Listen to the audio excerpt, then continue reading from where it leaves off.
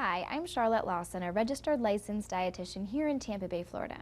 And you may have heard of flaxseed and wondering how you can use or incorporate flax oil into your diet.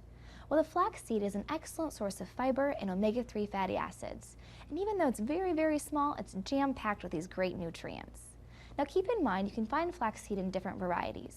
The whole form is something you could spread or sprinkle onto salads, add it to a sandwich, but your body's actually just going to pass them right through, and you may not actually utilize all the great things. Now flaxseed oil, for instance, can be incorporated into maybe a dressing.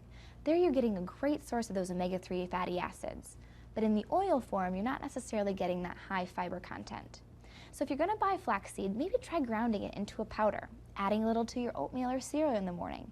Or again, maybe try baking it into some new products that you're trying. There's a lot of different ways you can utilize flaxseed in your diet, but overall, it's an excellent addition, high in fiber and great source of those omega-3 fatty acids. And I'm Charlotte, and eat happy.